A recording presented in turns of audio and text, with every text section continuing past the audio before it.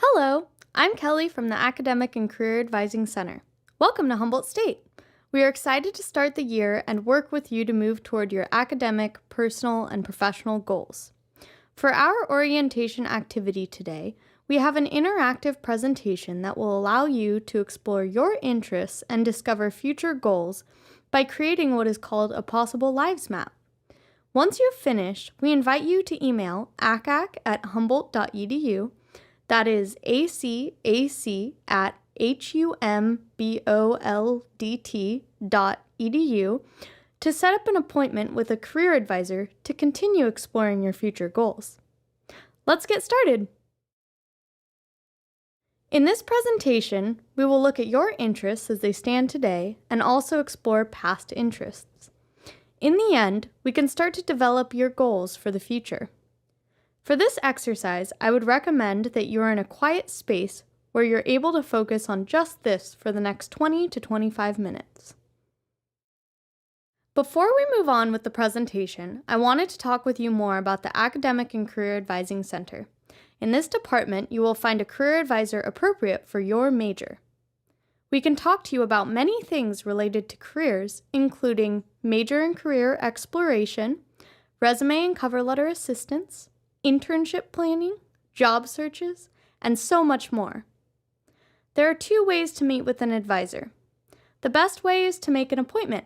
Appointments are one-on-one opportunities to speak with us for up to an hour. We also offer a drop-in option. This option allows 15 minutes with an advisor to answer any quick questions you may have. You can book an appointment with us by emailing acac@humboldt.edu or by calling us at 707-826-3341 and leaving a voicemail. If the drop-in option works better for you, you can follow the link listed on the screen at tinyurl.com/ACAC drop-in. We look forward to meeting with you soon.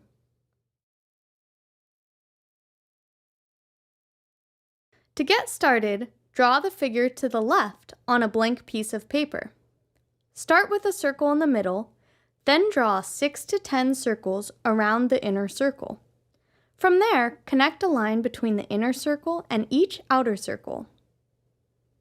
Now is a good time to pause the video to draw your map.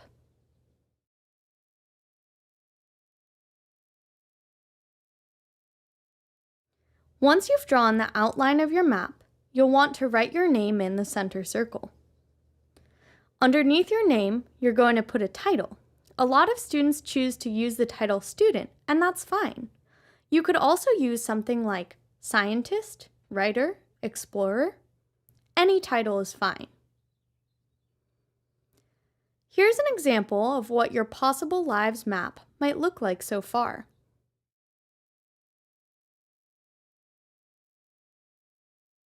Now we're going to start completing the outside circles on your possible lives map. Consider things like your major, careers that you're interested in now or that you've been interested in the past. You might also think about things people say that you're good at or that they've told you you're good at in the past.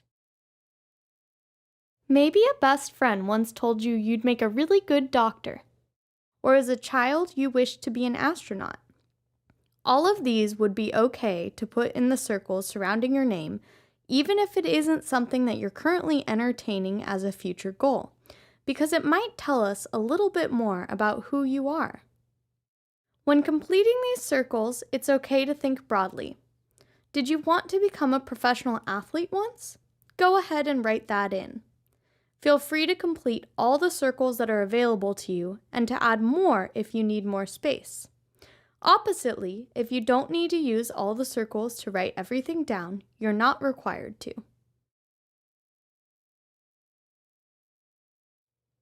Here's an example of what your possible lives map might look like so far.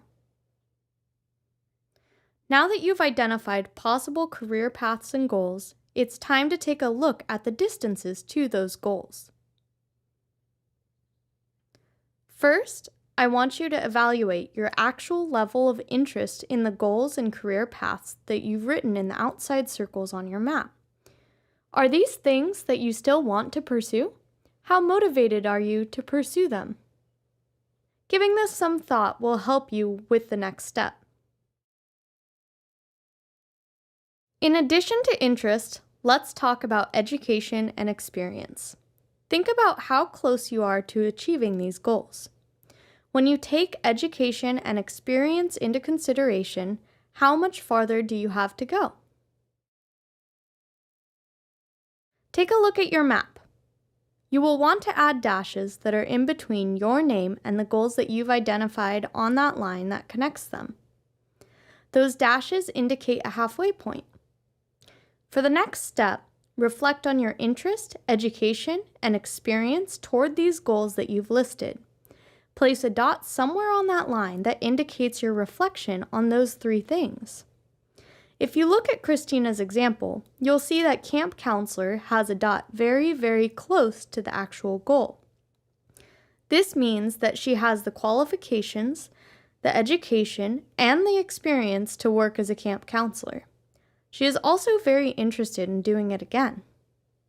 If you look at another example, the human resources professional position, you can see that the dot is a lot closer to her name than it is to the actual career path. That's because this is something she has done in the past. She didn't really enjoy it, and she doesn't have a lot of interest in pursuing it. So even though she is qualified to do it, she placed the dot much lower because she is not interested in taking any steps to move forward in that career. Pause the video and go ahead and place your own dots now.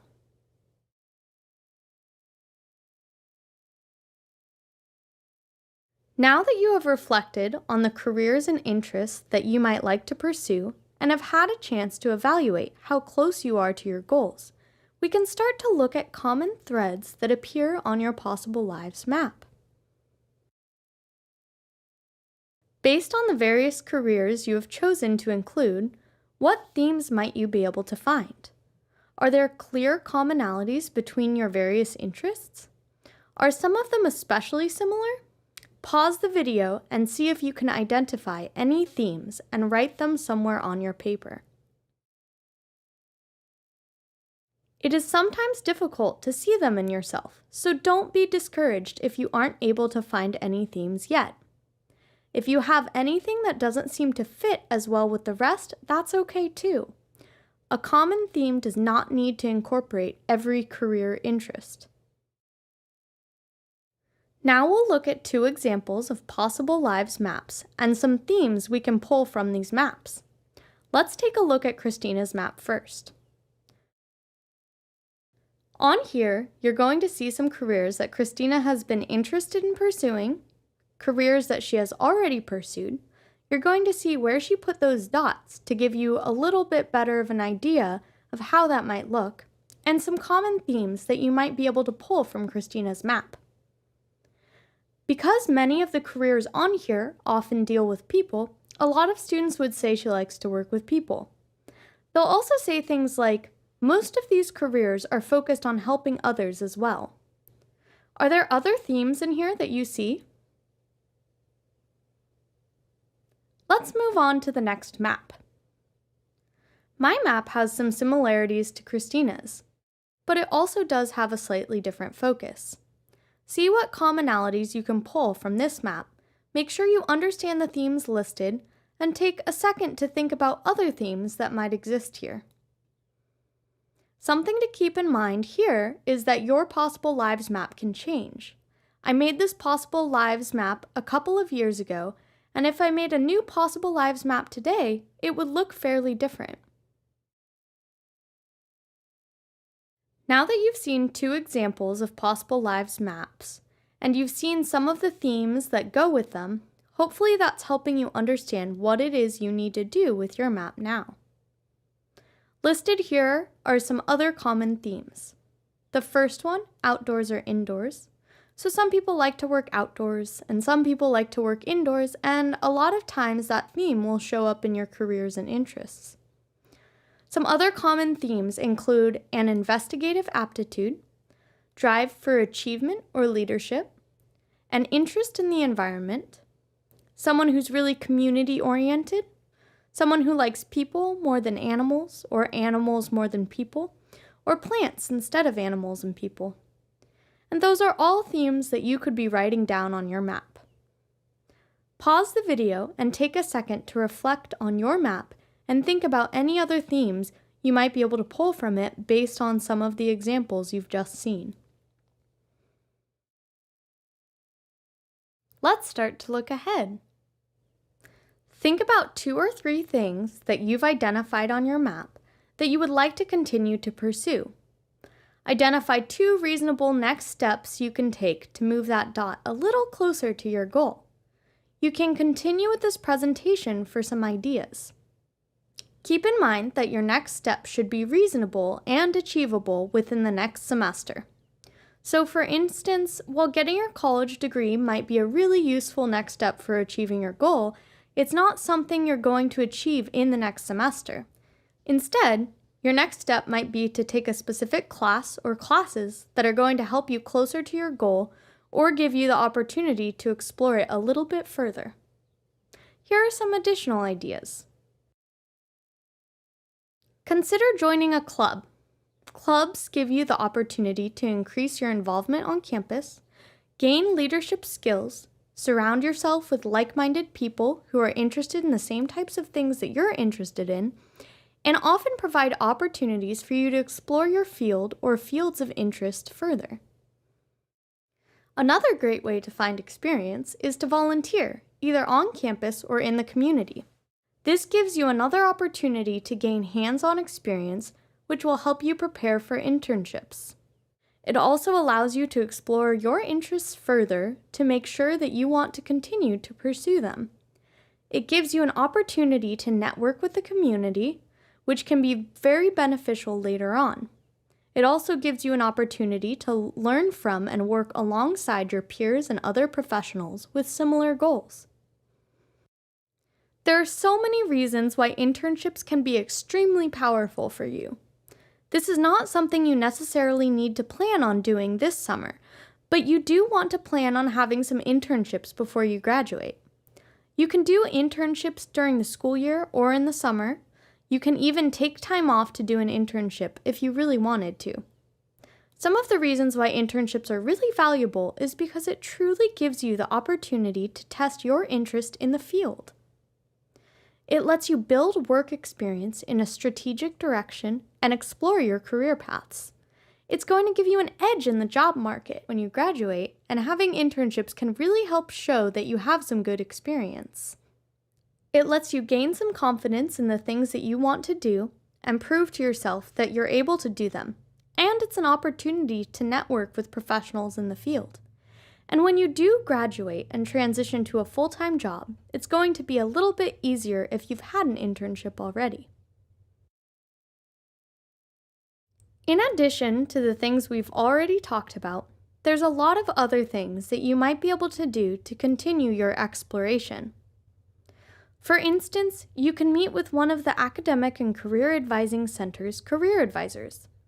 When meeting with a career advisor, you can talk about some of the things that you might have planned, how that might look, and your career advisor will be able to give you some resources on some of the things that you've talked about, so you can actually find out what you want to pursue. Just meeting with the career advisor would count as a step towards your goal. Likewise, you can talk to your professors. Your professors are often full of a lot of really great ideas on how you can get involved in your major a little bit more and start to explore some of the career goals that you have. You can conduct informational interviews by contacting professionals in the field. A lot of times we already know people who are doing the types of things that we might be interested in, and we just need to start making some connections and asking them some serious questions about their professional journey, the day-to-day work they do, and any tips or recommendations they might have for you. You might think about signing up for a service learning class, where you can connect your classroom learning with service at a community partner site. These classes are wonderful opportunities to gain professional experiences, meet community needs, find mentors, and make connections with local organizations. You can browse jobs and internships online, look at the job announcement, see what it is that you need to do to be able to achieve those jobs, and then start developing your goals around those requirements. Another really easy step is to explore the Academic and Career Advising Center's website.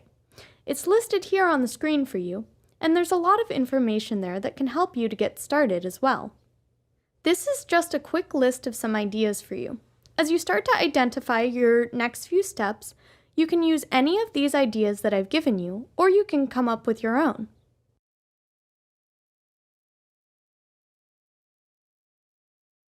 Hopefully this exercise has given you the opportunity to reflect a little bit more on the types of careers and interests you have, which ones you're the most serious about pursuing, and has started to give you some ideas of the things that you might do to pursue them a little bit further. All you need to do every semester is take a couple of steps towards your goals. If you take a few steps every semester and you stay focused on what those goals are, you'll feel much more confident by the time you graduate. Again, welcome to Humboldt State, and we look forward to meeting with you soon.